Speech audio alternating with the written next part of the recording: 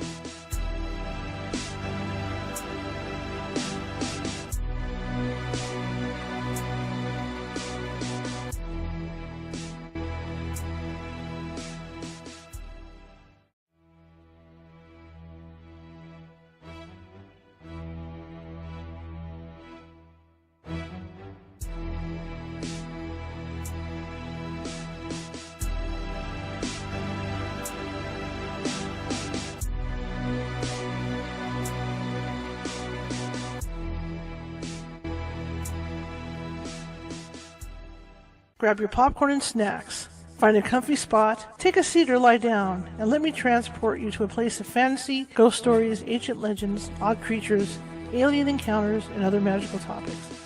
You may even decide to join the conversation. From faraway lands to your own backyard, with a small dash of pixie dust. Turn out the lights and open your minds. The journey is about to begin.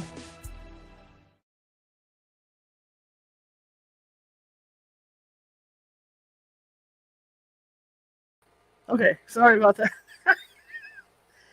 It's already going to be one of those days, isn't it? Hello, welcome to California Haunts Radio. My name is Charlotte. I'm going to be your host for the next hour, I hope. Hang on, let me get over here. Let me get my buttons going here.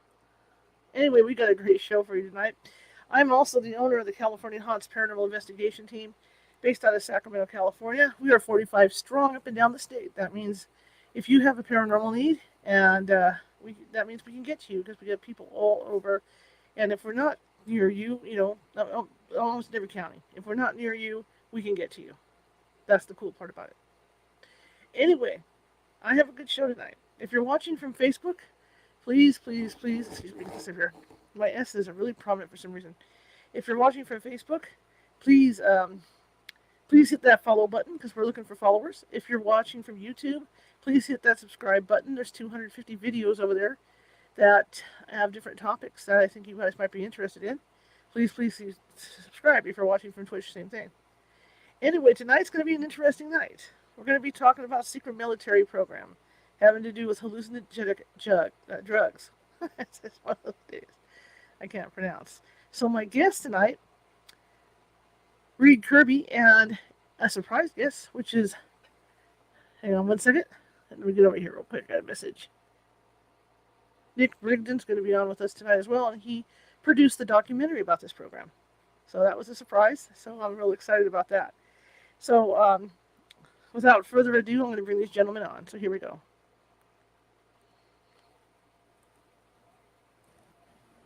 Hello, sirs. Hey, can you hear us all right? I can hear you. Reid, say something. I'm doing fine. How are you doing? I can hear you all. Thank you for coming, Nick. This is a surprise. Thank you. Oh, it's my pleasure. Thanks for having us. I appreciate it. So tell me about you guys and how you got, how you got involved with this research on this program. Well, I've been researching the military history of chemical biological weapons for over 30 years now. My primary role in doing that is to understand basically why. Why do these exist? Why would we consider using them? And what are the issues around them? And Reid and I connected through our mutual friend and colleague on Reid's side, Dr. James Ketchum. And I think that's how we originally connected together. That I approached Dr. Ketchum for an interview, and he said that I should be in touch with Reid Kirby because he knows everything under the sun about chemical weapons. So tell me about the program. Well, the program is streaming on Discovery Plus right now, and anyone can tune into that at any time. It's been a sojourn of a journey here, about 10 years, making this documentary. I connected with James Ketchum, who is head research director of Edgewood's psychochemical program, I would say about 10 years ago. And he finally allowed me to do an interview with him a couple of years into our correspondence. And I had an extensive interview with him, and I knew that this would be an incredible story to tell.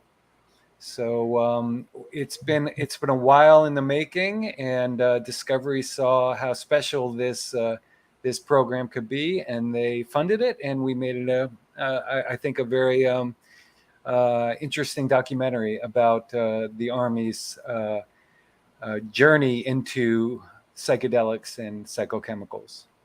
Now, why did the Army want to even get involved with that stuff? Well, to look at it, go back in history, you had really the only thing we could do at the time during Eisenhower was tactical nuclear weapons.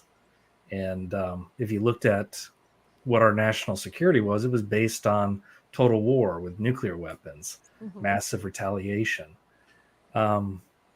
The thing is there was other kind of conflicts brewing towards the late half of the 1950s, what we call limited wars. And no one wanted to have something to where they would use nuclear weapons and that would escalate immediately to an all-out nuclear war. So they looked at alternatives. And one of those alternatives were psychochemicals. And they presented that to Eisenhower. He said it was a splendid idea, along with other incapacitating chemical biological agents. And there was a crash program to try to create these for the Army to use in the field. Well, when we talk about psychochemicals, what are we talking about? Well, initially LSD was a big one, what they call Agent K. Problem with that is it take about 30 minutes to take effect and last for only about 6 hours. And the major problem, and this is where Jim Ketchum comes in really, is that hallucinating doesn't mean the same thing as not capable of fighting.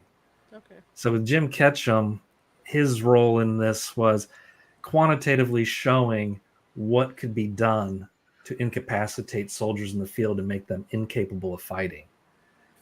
So that's what he was working on. And then there was an agent called BZ, which was a something that would cause more like delirium than hallucinations. That would truly put someone out of action. It took a few hours to work, about half hour to 12 hours, but it would keep someone out of action for 1 to 5 days. Wow. Then there was other chemicals that were in the same class as BZ. There was EA 3834, which was a lot interchangeable with tear gas, is one comment they had, and it would take half hour to work and last only up to about 12 hours. And another one that was called EA 3167 that was really potent. It'd take a few days to take effect, but it would keep someone out of action for weeks. Wow. They would seem psychotic for a long period of time. What? That's incredible to me, because when you're saying about how long it takes effect, I was thinking, because I have back problems, so I take Norco. And I'm thinking, geez, within 15 minutes, I'm feeling, really good because I'm not hurting, and to think it would take that long for that to take effect. But I guess once it did take effect, it really messed up the brain, right? Very much so. The person starts to get agitated. They have memory lapses. They seem like they are in a drunken stupor. There's if you watch the documentary, there's some video showing people under the effect of it, and they're confused. They're befuddled. They're supposed to be doing guard duty, and instead they're just pounding the guard gate back up and down, closed and open, because they're just not capable of interpreting the environment around them. Wow. And then, they had to have military volunteers to test this stuff, right? Most certainly, yeah.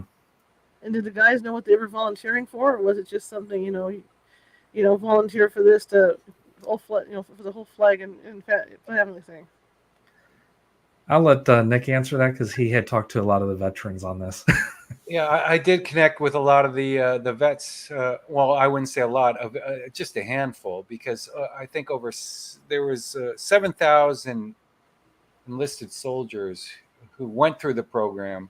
Mm-hmm. I believe there was just a couple of hundred, if I'm correct in saying that, Reid, that went through the psychochemical program itself. Right. And I connected with those guys, and across the board, I think the consensus was they weren't properly informed about the experiments that they were partaking in. And there's a reason for that as well, because this is a very unique approach to human experimentation, because this is very much suggestive and a very kind of mental experience that they would go through. So if they were told that the drugs that they were being given drugs, and that these could be the possible side effects of the drugs, that could alter the conclusions and the data and the actual experience itself of these soldiers. So they were kept in the dark.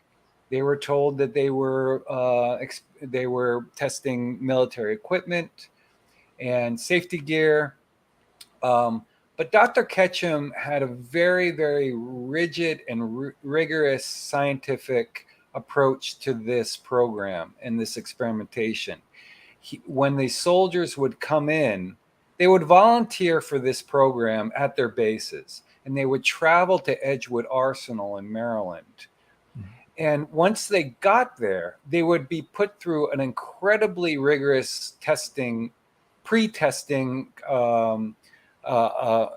program, which would test their not only physical health, but their mental health as well, to see if they could handle the drugs that they were going to be given.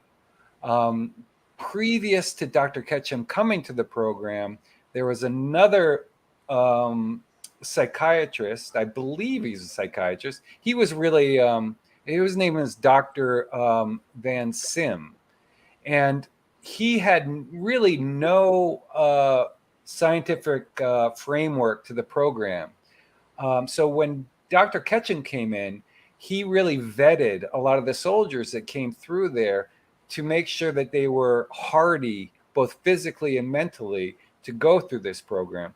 And there was only a very select amount of soldiers who would then go on to do the psychochemical testing. And those were the brightest of them all and the most stable. That said, the drugs that they were given really were incredibly powerful, very potent agents. And so though there wasn't any recorded instances of soldiers really kind of going off their rockers, they all did. Mm-hmm. They all lost control. They were, and by design. By design, exactly. Yeah. But it wasn't until, decades later that they realized that there was possibly some real long-term effects of these agents that they were given. And how were they given to them? Was it through food? Did they just take them, or how was that done?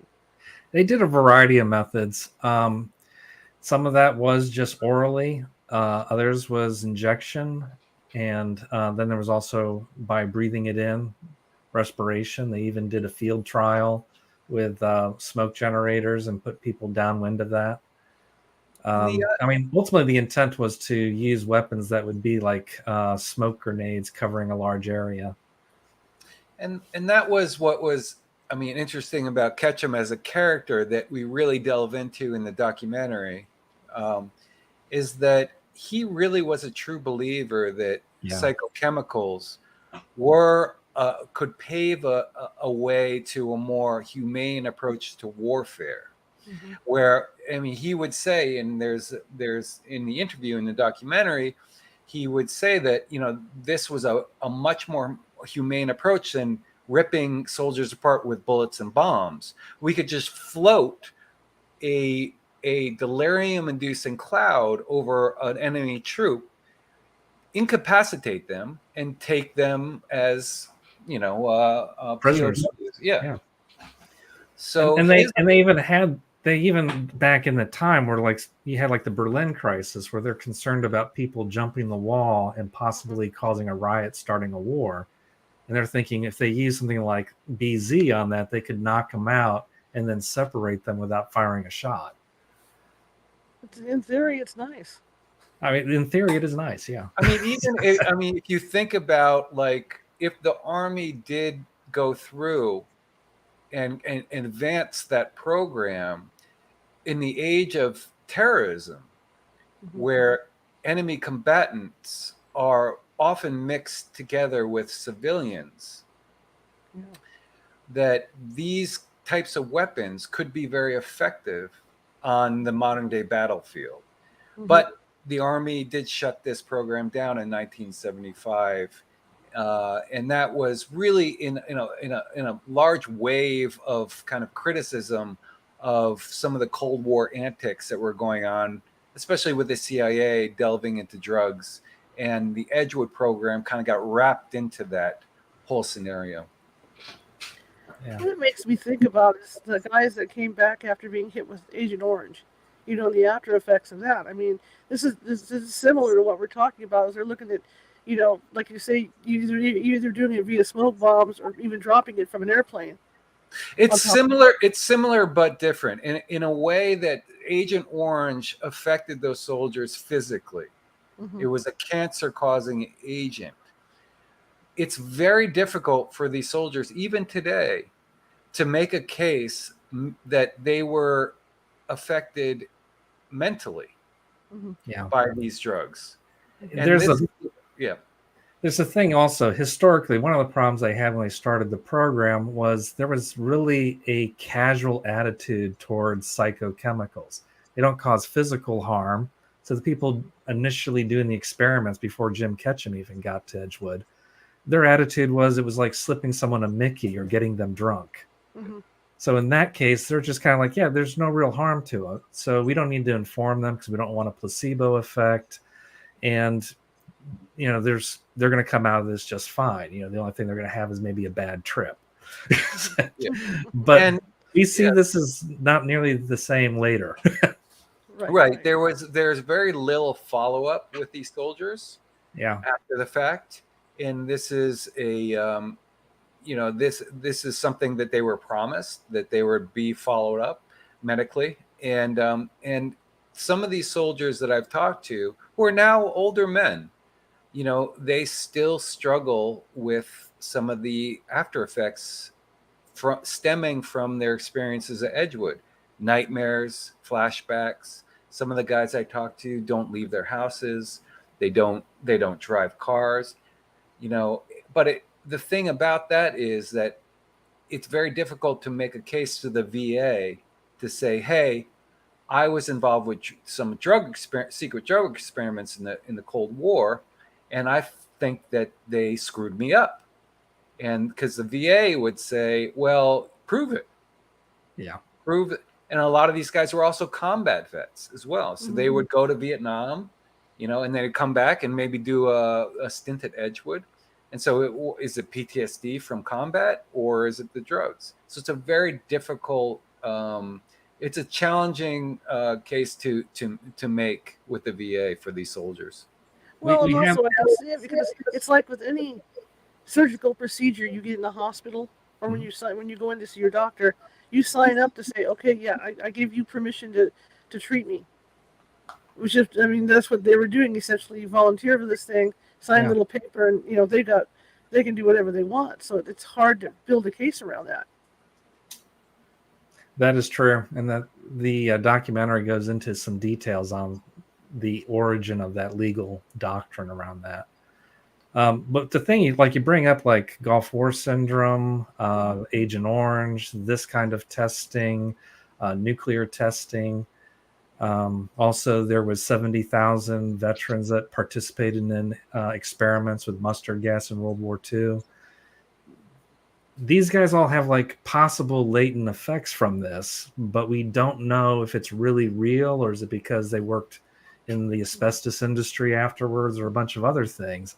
And it just brings to mind that we really need to do more with follow-up after veterans serve, that we need to do things to where there is cohort studies to see, did their service cause ill effect to their health? Yeah, it's an interesting aspect because we, as a nation, the messaging is that we take care of our vets. Yeah. And initially how I did stumble upon the Edgewood program was a previous documentary I made for History Channel on the atomic vets. And the atomic vets, if you know this, Charlotte, they were the soldiers who were during the Cold War. We were testing a lot of atomic bombs out in our deserts, and the culmination of that testing was literally like we had a nuclear war in the middle of America. The fallout was incredible on that. But also, the Army wanted to see how soldiers would, if soldiers could perform and how quickly they could perform after we dropped a bomb. So they sent a lot of these soldiers in very, very, very quickly after we would test one of these bombs. And a lot of those soldiers developed, of course, cancer after the fact. Now, when I talked to those soldiers, they kind of echoed what the Edgewood soldiers were saying, which was that the Army really just wants us to die off so it can sweep this thing under the rug. And it's ironic that our messaging in America is that we take care of our vets, but when it gets down to brass tacks, that is not always the case. And the secrecy is the other big impediment to it, because these things are so secret that the vets don't feel they can talk about it. And on top of that, you have the documents, the supporting evidence that they were even there is also considered to be secret and is unavailable to them. I was going to ask you about that, if that stuff's been, if it's declassified yet. Not nearly enough.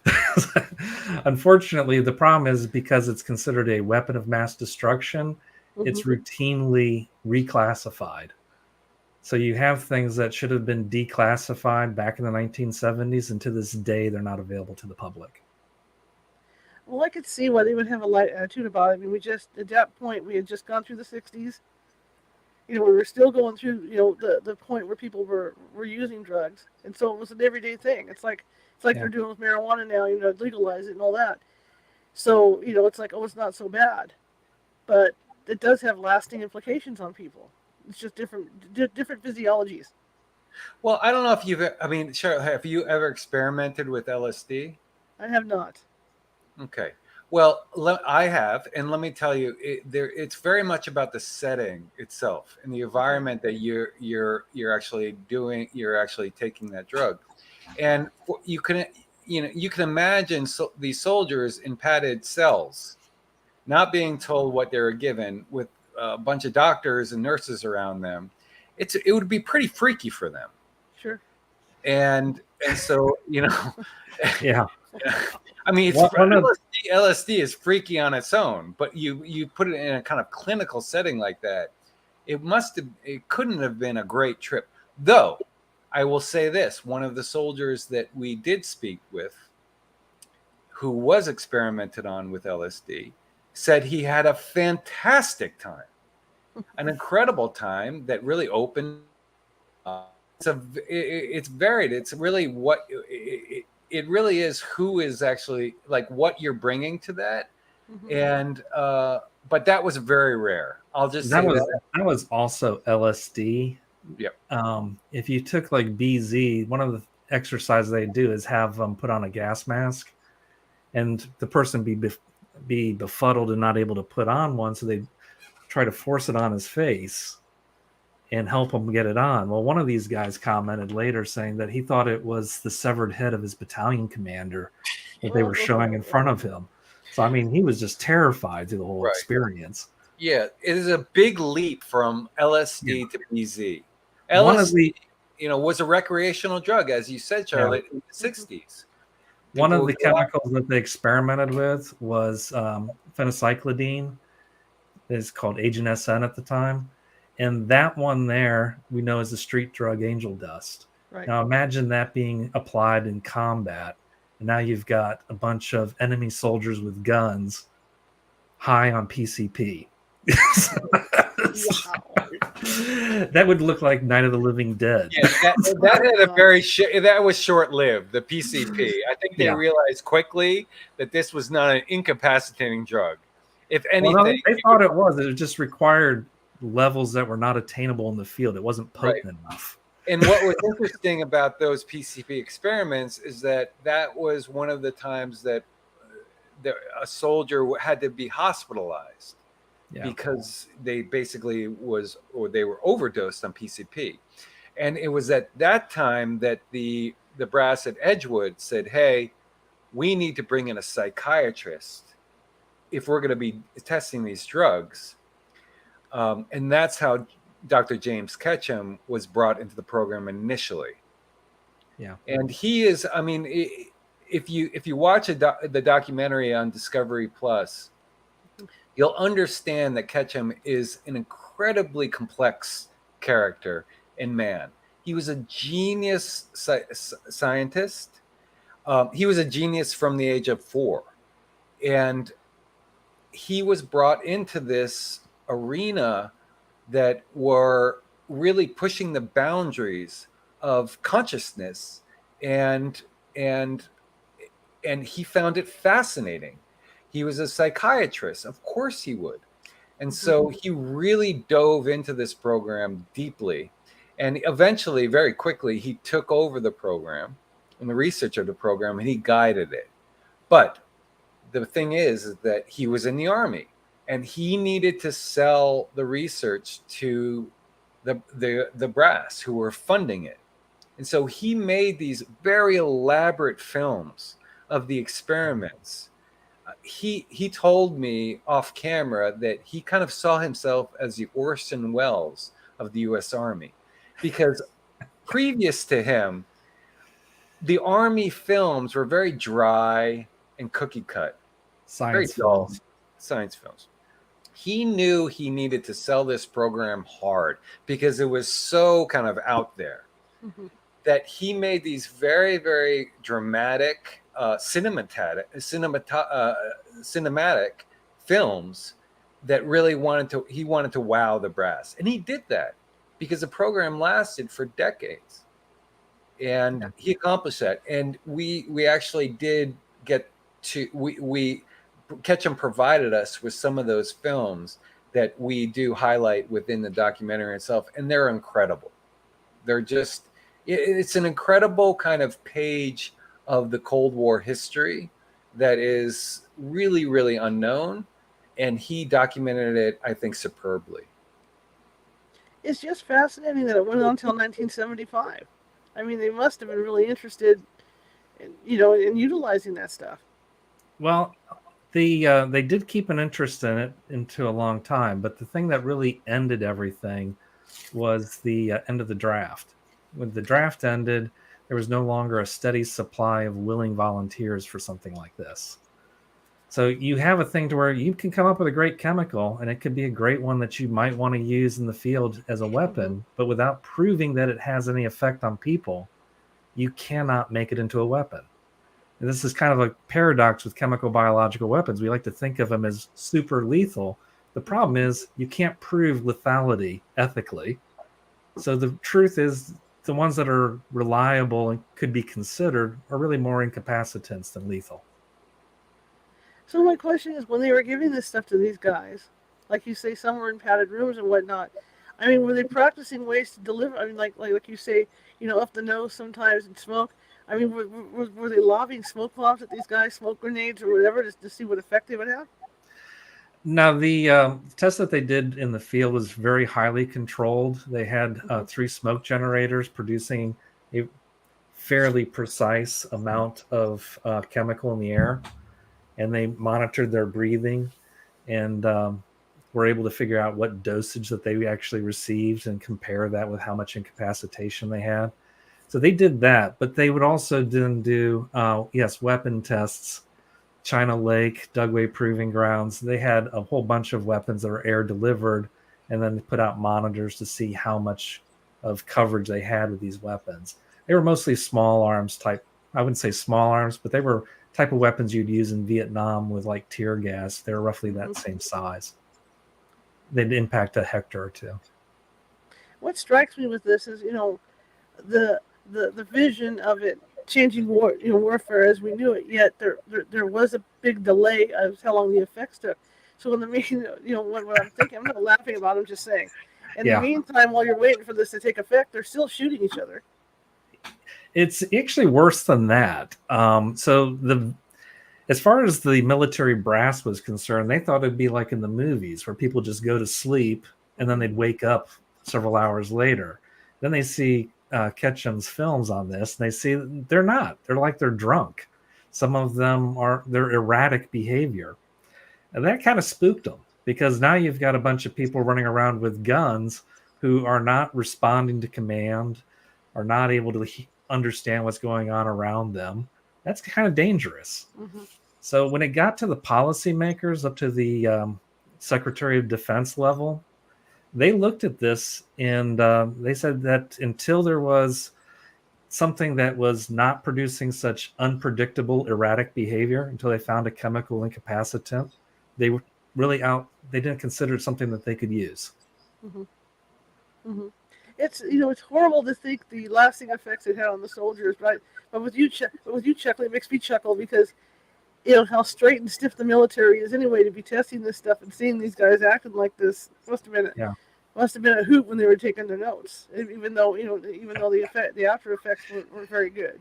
Well, that said, the Ketchum's predecessor, Dr. Van Sim, notoriously would take every drug before they would give it to the soldiers. He would test out those drugs, and Dr. Sim also he might have been taking other available stimulants at the time as well, because if you remember in the 60s, that amphetamines were basically like vitamins.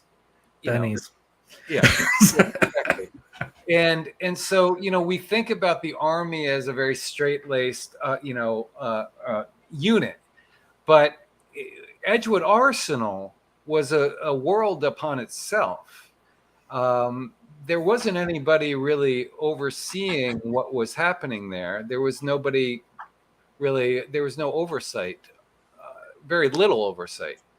And it was up to the scientists like Ketchum to really kind of create these testing scenarios.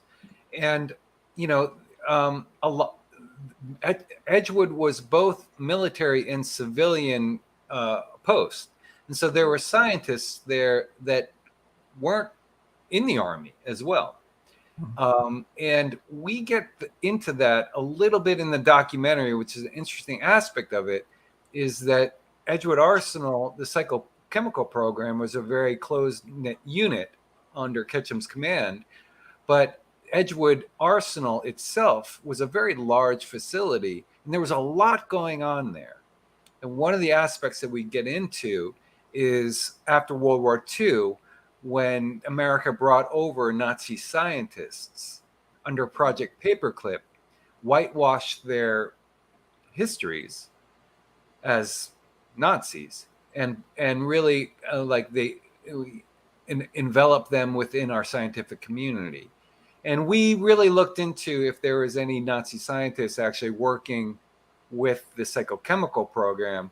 We did uncover that there were Nazi scientists working at Edgewood at the time, but we couldn't make the connection to the psychochemical program.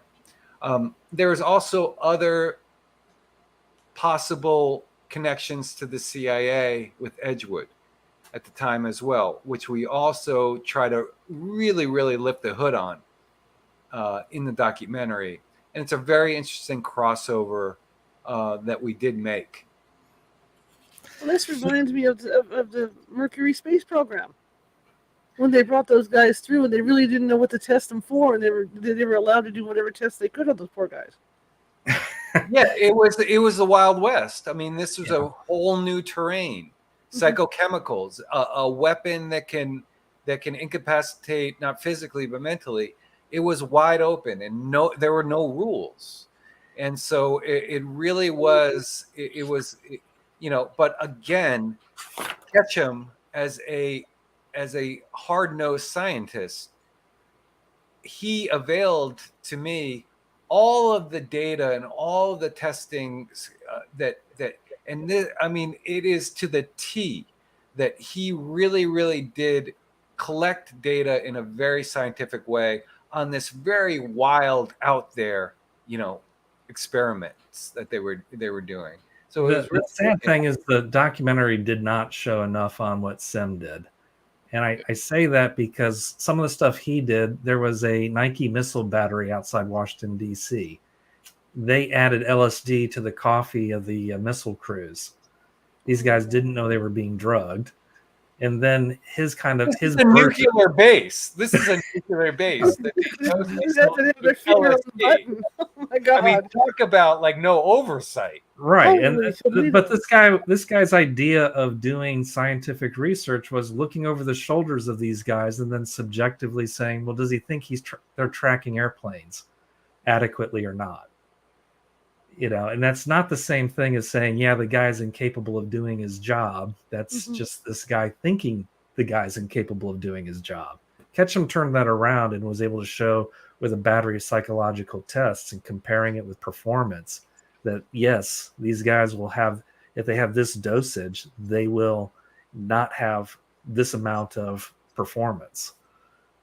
The method he came up with could be used for anything. You could use it for alcohol or side effects of consumer drugs. Well, Ketchum did after Edgewood program shut down. He did go on to work in these very early studies on how marijuana affected drivers on the road, and so he brought the framework that he worked out in Edgewood to the kind of the first national study of marijuana use and driving.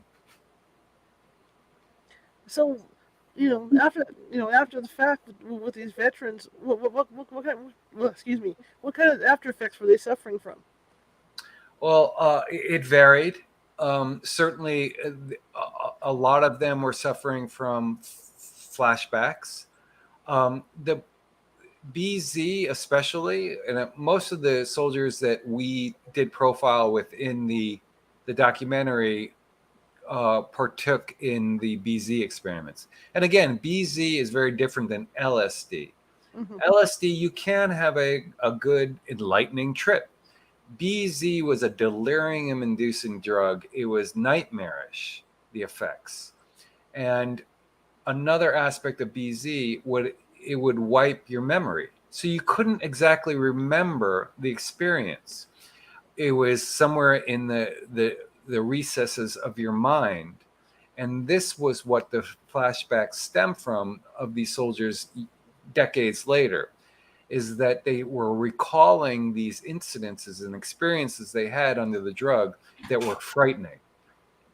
And they couldn't process them because at the time they weren't experiencing it in a normal state of mind.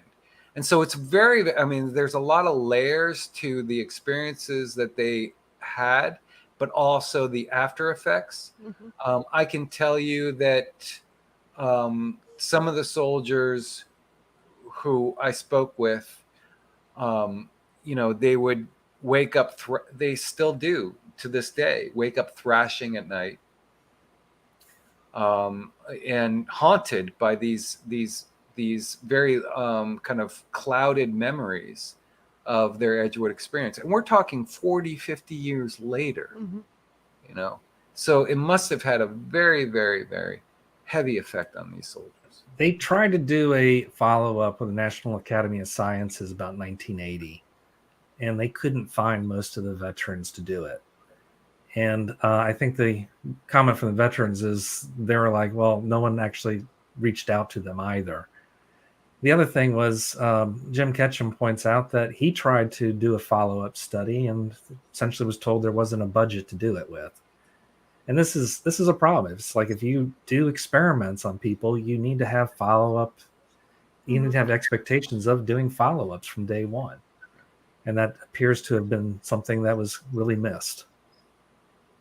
And it's interesting because today the Army itself, the military and DoD, are very interested in starting to conduct new human experiments with a whole different arena of kind of the neural link, which is basically wiring, not hardwire, but wiring the brain to weapon systems. Human computer interfacing. And you need humans to test that technology.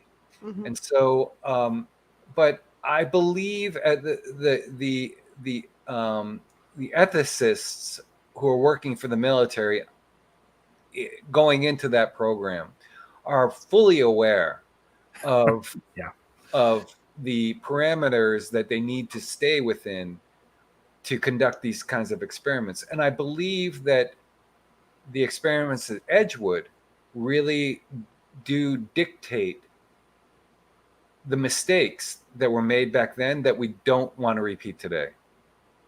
So, for these soldiers, they really feel like they've been lost in history. Mm-hmm. They've never been acknowledged for the sacrifices, services they made to the country, because of the secrecy of the program, but also because this was a very dark chapter in military history that, again, the DoD really doesn't want to highlight. Mm-hmm. But the legacy of those soldiers really do stem to today, to how we're going to conduct the new line of experiments with the cutting edge technology that the Army is really interested in. A lot of the protocols that we have today around human testing didn't exist at the time that these experiments took place. Mm-hmm.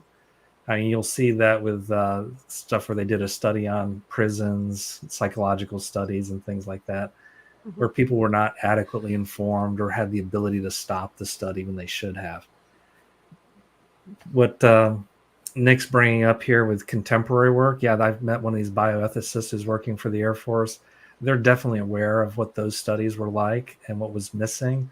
There was no independent review board. In 1978, they made a general order to separate the chemical weapons side at Edgewood from the defense medical side because they realized it was a conflict of interest. Mm-hmm. And these things did not exist before that. It was from experience, bad experiences, that we learned to adapt and change things.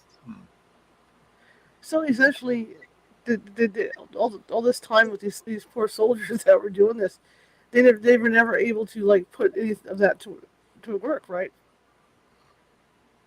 Are you asking if we ever use psychochemicals in a real world scenario?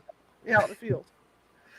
Reid, I'll let you cover that. Yeah. So, to my knowledge and other scholars, there's no incident to where these psychochemicals were used by the United States. Mm-hmm. There's a suspicion that something like BZ might have been used in the Balkans, but that's just Human Rights Watch has a report on that. There was also reports that maybe it was used in Vietnam. There's some people that think that might be the case, but we can't find any documentation to confirm that. So maybe it was done experimentally, but we don't know how it was done. And nothing has been made available to even people within the government who have clearances to look at these things. They haven't found anything either. Now, something we uncovered within the research in the documentary is the crossover with the CIA and the Army on drug experiments.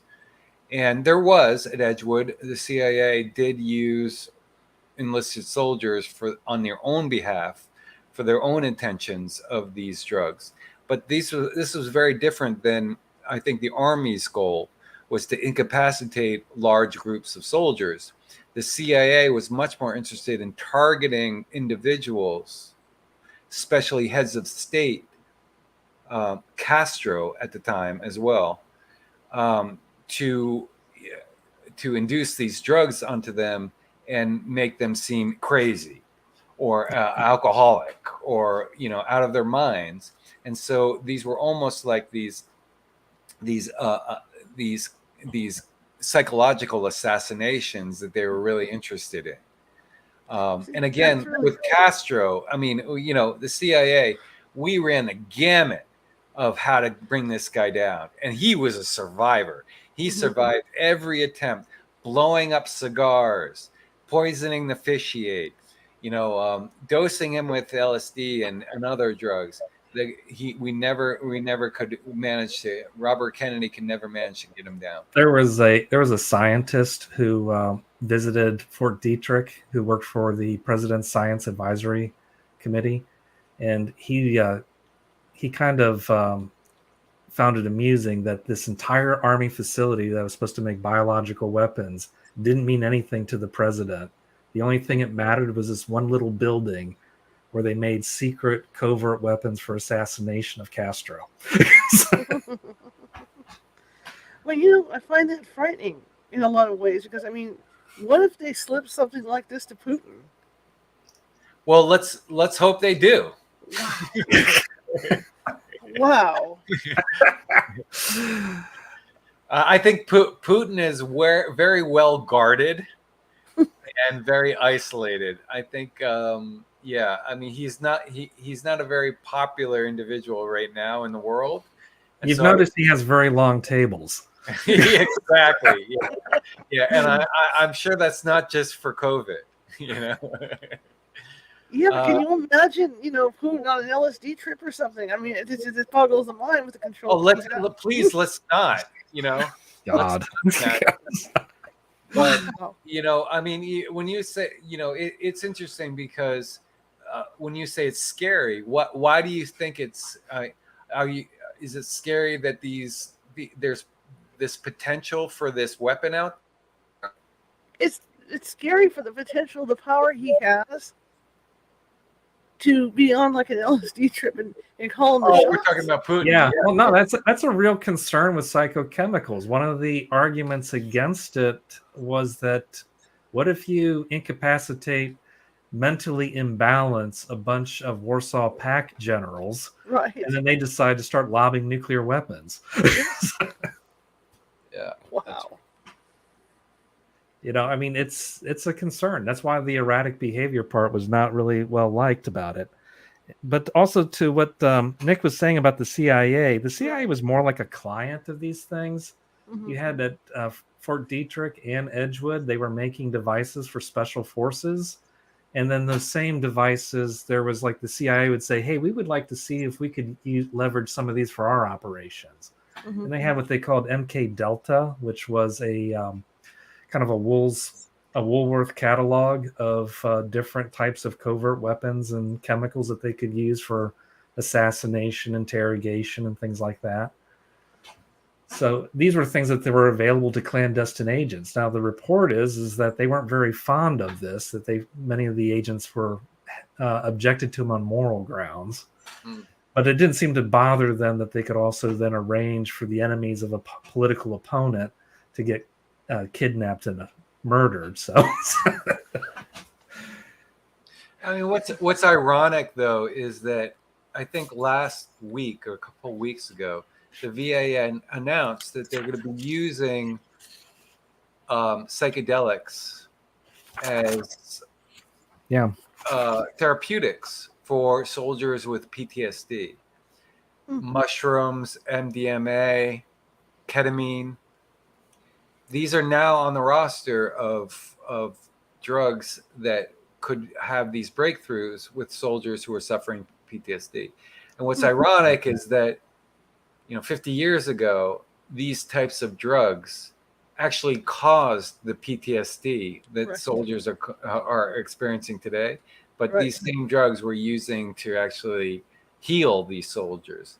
I just find that really ironic. It is ironic. Yeah. So they had a lot of chemicals that they experimented with, a lot of them that they screened. Ecstasy was one of the ones they screened. I've seen nothing that they've actually used it in human trials or anything. Mm-hmm. But these drugs do have promising effects for treating PTSD. There's this whole notion that you can use like Valium or these kind of chemicals, and it will suppress the memories people have from combat, and they won't get battle fatigue or these latent behavioral issues. There's some other ethical concerns about that, though, because they feel better about committing whatever atrocities they might, too. That's not necessarily a good thing. That's true. Well, the thing is, and I can tell you from experience, gabapentin messes with my memory. Yeah. That was in glow lights for kids by accident, wasn't it? Yeah. So I can understand them looking at those drugs to do that, because gabapentin, man, I can't take it, because after a couple of days, my mind is just like, it takes me 10 minutes to get a thought. Yeah. It's just. So where do you see this all going? I mean, or let me ask Nick this. Let me change gears a little bit. When you wanted to talk to people about this, how hard was it to get the people to talk? Well, it certainly took a little doing with Ketchum. Dr. Ketchum, to actually sit down with him for a few days and do an on-camera interview.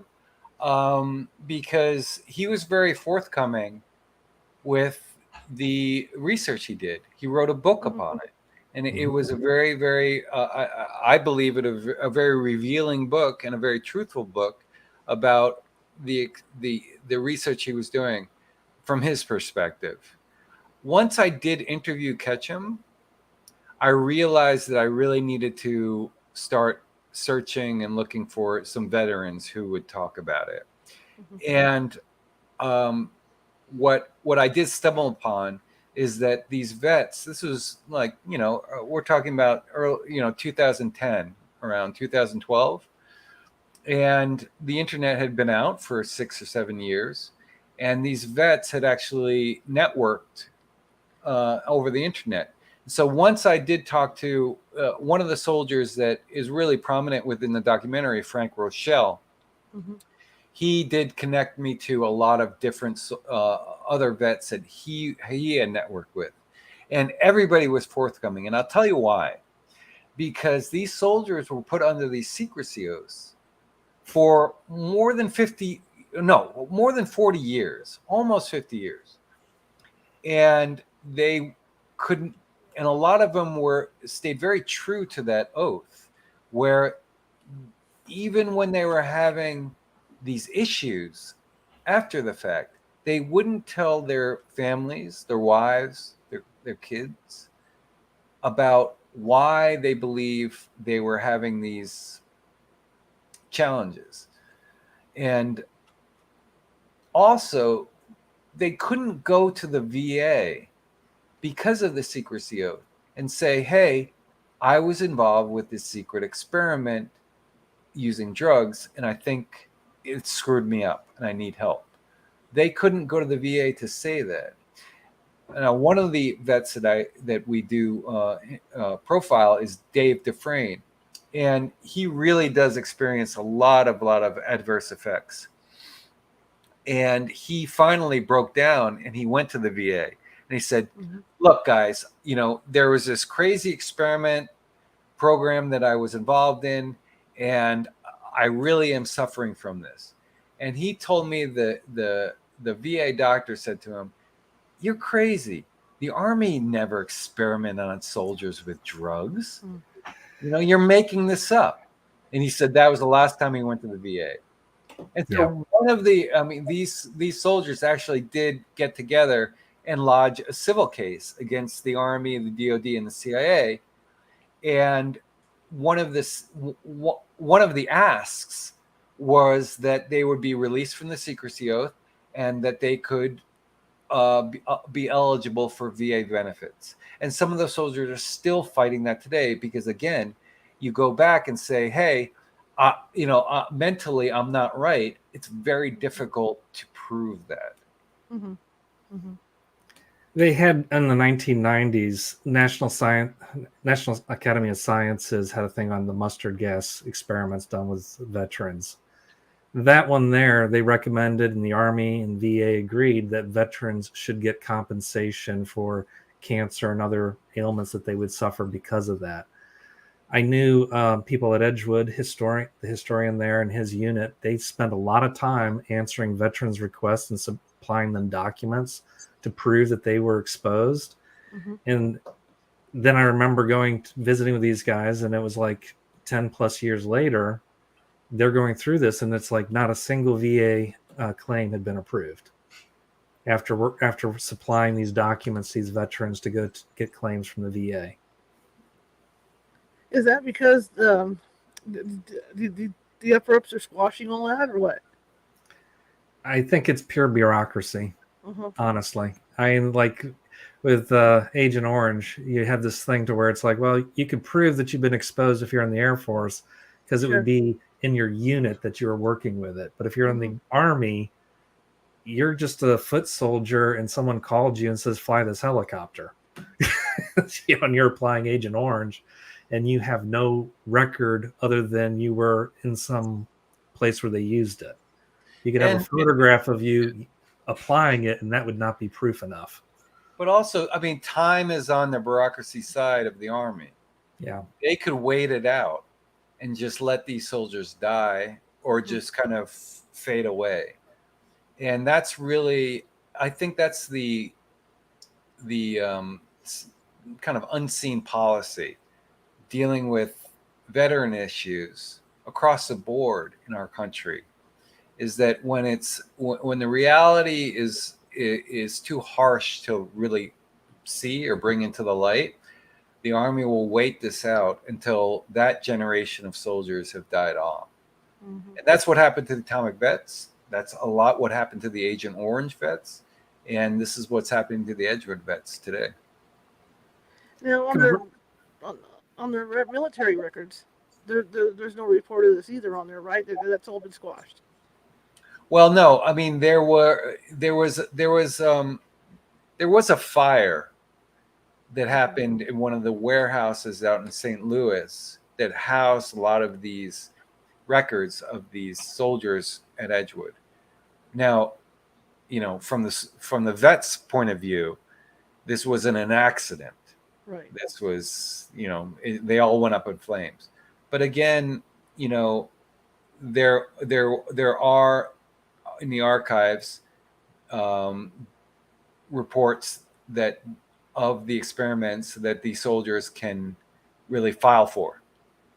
And if there's any vets from Edgewood out there right now, you should click on edgewoodvets.org, and there's a lot of information of finding your files if you haven't yet. Yeah. Reid, so as you started looking more and more into this, how did you get to where you knew so much about this? Oh, that's a good question. I've always wanted to know that too, Reid. Like, how did you get into this so deeply? Yeah. So the answer to that is, I mean, it's not like, when you're a kid, they ask you in class, what do you want to be when you grow up? I want to be a chemical weapons historian. Yeah, no, it's, I have to look back in the Cold War days. We had, of course, a lot of fear about nuclear war, nuclear weapons. But then also information would come up about chemical and biological weapons, but you'd find that there was really almost no information about what they were. Mm-hmm. A lot of concern about what they might do, but not a lot of factual information about what they were. So I really dug deep into trying to understand what they were, how they work, trying to just answer that question of, well, what is the problem? Because you need to go to the source. You can't just talk about a problem without talking about what it is. And so I tried to research that. And as I got deeper into it, I kind of realized that there wasn't a lot of information here because there's a lot of confusion in it. And that, for me, was a kind of a personal passion, trying to understand the interface between the science and technology, the military vision, and the national security relevance, at trying to say, hey, how does this stuff come together for these things to emerge and be something? And then ultimately that political public sphere, even if it is something, is it something we want? Mm-hmm. And what you see here, like this example, just think of this. If you were to use something like this in the field, in a conflict, how many veterans would come out of that saying they were malaffected because of that? And that's what you run into, is you run into a situation to where these kind of weapons, including tactical nukes, they leave us to where there's enough ambiguity and enough latent health effects afterwards that it would be a political nightmare for anyone to consider, because they will be living with it for decades. Is the research like going down a rabbit hole, because one thing will lead to another, and there's little bits and pieces to grab? Yeah, most certainly. There's a lot of information out there, but there's also a lot of information withheld from the public, so it's very difficult to get into it. And but it's one of these things. It's fascinating because you see that there's an interplay with policymakers, military people, trying to figure out, hey, we got real world problems. What are possible solutions? We mentioned that this program ended in 1975, but there was another thing in the 1990s called super riot control agents. Well, that was kind of a reliving of the same program, saying, hey, can we come up with incapacitants again for counterterrorism purposes? And that got shut down with the Chemical Weapons Convention. So, Hey, Charlotte, I would love to stay. I would love to stay, but I have to put my kid to bed now. Okay. Thank you so much, Nick. I appreciate you coming on. Okay, take care now. Thank you very much. Yes, thank you, and thank you both for coming on. Hey, anyway, Reid. So to me, history repeats itself. So we're going to see this stuff over and over, right? Oh, it's very possible. Our main concern right now is the Russia has assassinated people with Novichok nerve agents. Okay, they signed the Chemical Weapons Convention. Signing the Chemical Weapons Convention means they're not supposed to have any kind of chemicals like that, but those type of assassinations suggest that maybe they do. Yeah. And the State Department recently released a report in January that accused the Russia and China of having active biological weapon programs. That too is contrary to the Biological Weapons Convention from '75. So we do see a possibility of these things reemerging. Well, that's what the whole thing with this Ukraine thing was too, is people were afraid that they had this biological weapon that they were going to hit everybody with. Yeah, there was a concern of that being a possibility, that some of the Russian propaganda was a prelude for them using it as a, say, a retaliation or something like that, or making an incident out of it and doing a false flag type thing. So there's a lot of concerns that we have these things being used in conflicts around the world.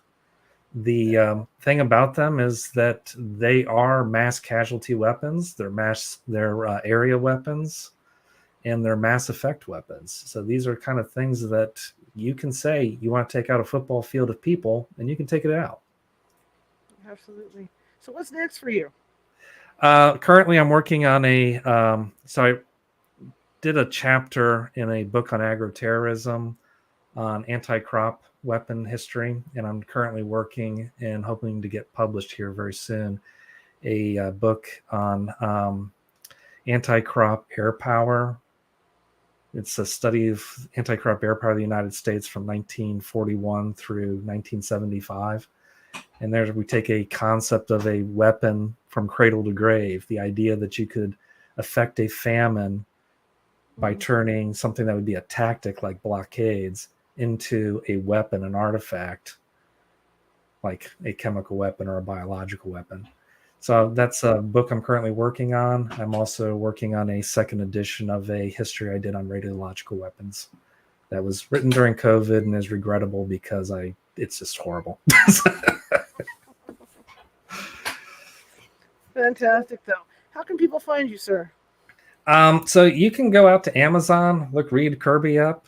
I have a comic book out there that I wrote for arms control specialists. That was The Sergeant, a biological weapon. It's meant to, in an approachable way, to walk someone through what a biological weapon is and how it operates. That was meant for analysts and policy researchers to kind of understand these weapons in the arms control community, and it's available for purchase out there, as well as the regrettable radiological one that a second edition will come out soon.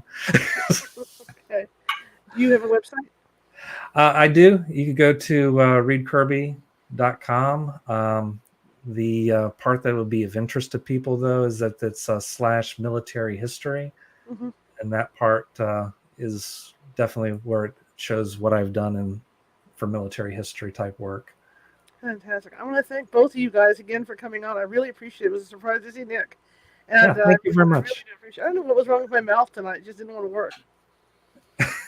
Just like when I went to push the buttons in the beginning, I didn't push the right damn buttons. Who knows? But I want to thank you both for coming on. I'd like to get you back on later on, if more, to update on this stuff. Sure. I will send you an email once the other publication comes out. Sounds good. All right. You have a good evening, sir. Thank you so much for coming on. I appreciate it. Thank you very much. Bye-bye. Okay. Well, I learned a lot tonight. My mouth wasn't working quite like I wanted it to. I don't know why. Sometimes it happens. Maybe I'm too tired. I was out working in the yard today. Anyway, tomorrow, of course, is Friday. So it's Nancy Matt's Friday, and that's our casual Friday. And we're going to be talking about grief. Stages of grief and how people cope with grief. And so it should be an interesting night, and how a psychic helps people with grief, right? So it should be an interesting night, and I'm looking forward to it. But I hope you learned something tonight. I was going to say enjoyed it. We were kind of laughing about it, but I mean, it's really nothing to laugh at when they gave these guys these drugs. I've seen people very, very high. It can be funny, but I've also seen them at the other spectrum, like with angel dust, where they're totally blown, where their minds are totally blown out, and they're hard to control. They're seeing things and whatnot. So it's not a game, but it is funny in a lot of ways when when somebody's at the other spectrum of being high. But I'm not I'm not labeling everybody should do this. No. I'm just saying it's just there is some comical stuff in there, like he says they're hitting the fences and stuff, and yeah, that's what they do. People get silly sometimes, but people also can see horrible nightmares and stuff. So I mean, there's the flip side of that. Anyway, before I put my foot in it anymore, I'm going to shut up. But I want to thank everybody for coming tonight. And if you're watching from Facebook, please do follow. And if you're watching from Twitch, please follow. And if you're watching from YouTube, please hit that subscribe button because we're always looking for subscribers. 250 plus videos over there. And I think there's a little bit of something for everything. In fact, this is a perfect example of that, where I veer off the paranormal topic and I talk about something else. So again, I want to thank everybody for coming tonight. I'll give you Reid's contact information and the video information, which is on Discovery Plus right now, so you guys can check it out. And then I'm going to sign off here because I have to work on some content tonight. So here we go with this, and away we go. ReidKirby.com/military /military -historian. Someday I'll learn to read. And the video is Dr. Delirium and the Edgewood experiments.